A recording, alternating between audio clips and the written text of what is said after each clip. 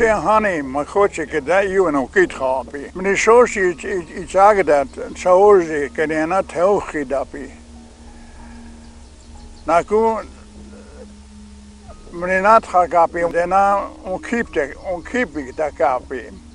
Tiwai we opon rekiena na papik da mninam netaknik hell. At one time, all of this land was ours, but all the timber area along the Missouri River we cherished. But I understand that there is going to be a dam who will take some of this away from us. Beside that, there's be about 80-some families who will move out of the bottom area and going up on the top of the rise due to the flooding of the Fort Randall Reservoir. After my first discharge from the military in 1946, I became the tribal leader of this, and Fort Thompson was a beautiful location. And the reason for that, all of the agency, the Bureau employees reside in the square. And there were stores, 2 stores. There was a LaCroix's, and then there was Went store were there, and I started working for the government as a groundskeeper, I guess, and we did everything. But then at the same time, I was the first tribal chairman, and the difficulty was the government. The Corps of Engineers and the Bureau of Indian Affairs went before Congress to tell them that what the Pick Sloan plan was to do was to inundate thousands of acres of Indian lands.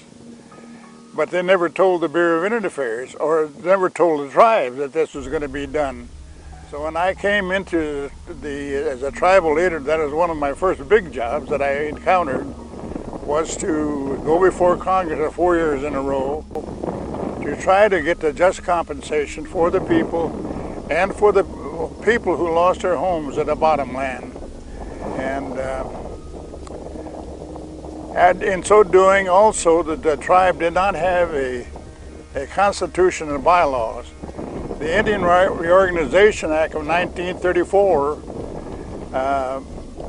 helped the tribes to form their constitution and bylaws and getting a form of government on the reservation. But the Crow Creek tribe did not accept the Wheeler-Howard Act, and therefore it was about 10 years afterward, my job was to go before Congress to get an administrative authority to form the government on the Crow Creek Reservation.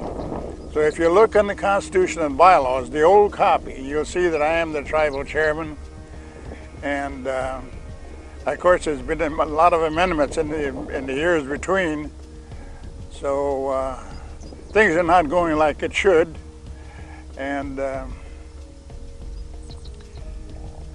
but there's been a drastic change on the reservation, and that's why I encourage young people to get all the education they can, because I went to Dakota Wesleyan University as a tribal leader.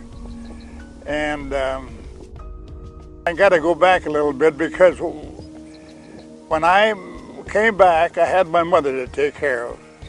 So I had to make a living, so I went into cattle ranching, and the government helped me to get started, and that'll be a few miles north of the Christ Church, the Episcopal Cemetery. I'll point it out to you as we go driving on there. And that I had to do, so, but it was tough. It was tough work. But at the same time, the administrative officer of the Bureau of Indian Affairs said, you should go take advantage of your GI Bill, because the GI Bill is going to end in the coming July. So that was when I said, well, I've got to sell my cattle and get prepared. So that was in the fall of 50, or 49, I guess, yeah. No, it's 50. and they helped me. The government really helped me to arrange these things. And then I sold the cattle out, and then I was invited to go to Dakota Wesleyan. I didn't have a car, so my friend and neighbor said you could take my car and go to the college. So I did, and I went to Dakota Wesleyan, looked that over, and decided it was a good place, and I agreed to enroll there. And so, but I went 3 years, summers and all, and got my degree, the BA degree, and I think it was the best thing I ever done in my life was to get that college education, because as I told the people at the first meeting about 4 or 5 years ago, that I said I've held some of the best jobs in the Dakotas, because I worked for the Bureau of Indian Affairs on Standing Rock, and then I worked for the 3 governors of South Dakota, and then as a tribal leader, doing all these things for the tribe. This wouldn't be possible if I didn't have the college education. So I encourage the young people to go on to school, go on and get the best education you can. Now my children typify what I am saying. My oldest son is one of the top Bureau of Indian Affairs employees at Phoenix, Arizona. And then I got another son at Albuquerque who is an architect. And then I got another son at Lincoln, Nebraska, who is a police officer. He's ready to retire, but he's too young to retire. And in fact, he's going to call me when I get home. He tried to call us when we was at the cafe in Pier before we left today. But and my daughters have master's degrees. Jana, who is fully handicapped, is probably better qualified than a lot of our social workers. She has a micro-sociology degree from University of Nebraska, and Mary has almost finished her master's degree out of Wichita, Kansas. So they're well educated, and they're making their own way.